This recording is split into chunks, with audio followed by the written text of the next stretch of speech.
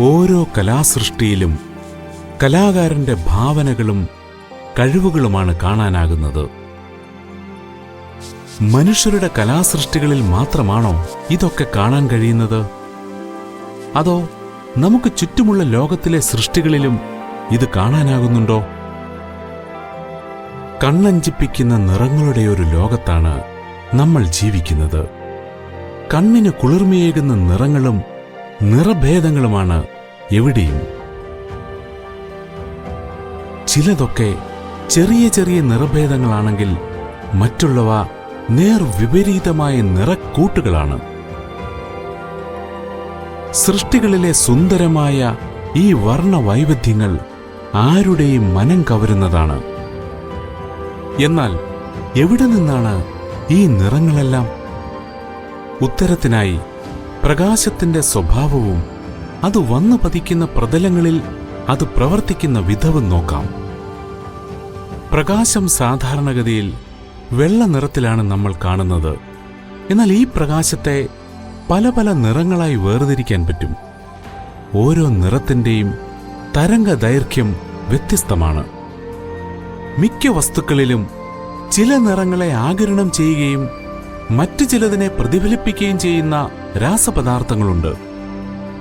അങ്ങനെ പ്രതിഫലിക്കുന്ന നിറങ്ങളാണ് നമുക്ക് ചുറ്റും കാണുന്ന വർണ്ണവൈവിധ്യത്തിന് കാരണം. എന്നാൽ ഏറ്റവും കണ്ണഞ്ചിപ്പിക്കുന്ന ചില നിറഭേദങ്ങൾക്ക് കാരണം മറ്റൊരു പ്രതിഭാസമാണ്. ഈ പ്രതിഭാസത്തിന്റെ ഫലമായി ഏത് കോണിൽ നിന്ന് നോക്കുന്നു എന്നതിനെ ആശ്രയിച്ച് നിറങ്ങൾ വ്യത്യാസപ്പെട്ടിരിക്കും. മിന്നിമറയുന്ന ഈ നിറങ്ങളുടെ രഹസ്യമെന്താണ്? മിന്നിത്തിളങ്ങുന്ന ഈ നിറങ്ങളിൽ മിക്കതുമുണ്ടാകുന്നത് രാസവസ്തുക്കളുടെ ഫലമായിട്ടല്ല, പകരം ഒരു വസ്തുവിന്റെ പ്രതലത്തിന്റെ ഘടനയുടെ പ്രത്യേകത കാരണമാണ്. ഉദാഹരണത്തിന്, മോർഫോ ചിത്രശലഭങ്ങളുടെ ചിറകിന്റെ മുകൾ ഭാഗം മുഴുവൻ ചെറിയ അർത്ഥസുതാര്യമായ ശൽക്കങ്ങളാണ്.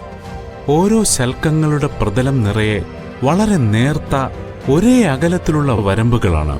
ആ വരമ്പുകളുടെ വശങ്ങളിൽ അതിലും നേർത്ത വരമ്പുകളാണ്. ഈ വരമ്പുകളുടെ ഇടയിലെ അകലം പ്രകാശത്തിന്റെ തരംഗ ദൈർഘ്യത്തേക്കാൾ കുറവാണ്. ഇവ പ്രകാശതരംഗത്തെ വിഭജിച്ച് ഒരു പ്രത്യേക രീതിയിൽ വിന്യസിക്കുന്നു.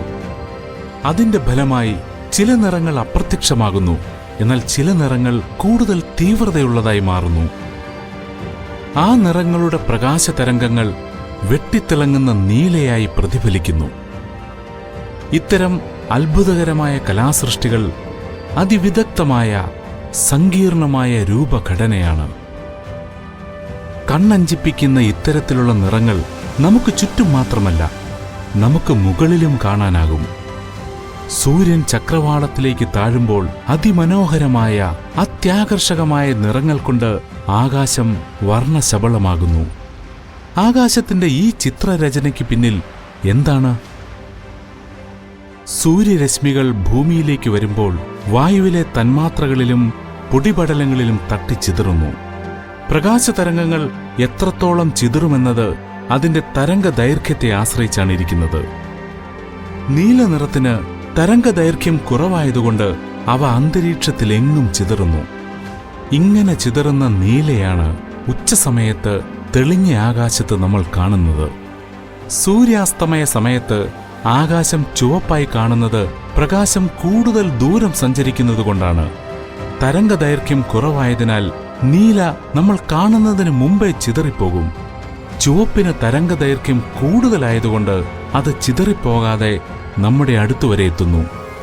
അതുകൊണ്ടാണ് ആകാശം വർണ്ണപ്പകിട്ടാർന്ന ചുവപ്പായി കാണുന്നത്.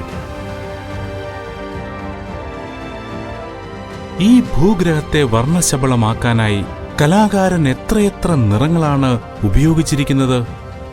സമയമെടുത്ത് ഈ മനോഹാരിതയെല്ലാം നിരീക്ഷിക്കുകയാണെങ്കിൽ ഈ കലാകാരനായ യഹോവയിലേക്ക് നമ്മൾ കൂടുതൽ അടുക്കും. ഓരോ കലാസൃഷ്ടിയും കലാകാരന്റെ വ്യക്തിത്വം പ്രതിഫലിപ്പിക്കുന്നത് പോലെ പ്രകൃതിയിലെങ്ങും കാണുന്ന കലാസൃഷ്ടികളിലെ അതിമനോഹരമായ ഈ നിറങ്ങളെല്ലാം യഹോവയ്ക്ക് നമ്മളോടുള്ള സ്നേഹത്തിന്റെ തെളിവാണ്. അതെ, ദൈവം ഓരോന്നും അതതിന്റെ സമയത്ത് ഭംഗിയായി ഉണ്ടാക്കി.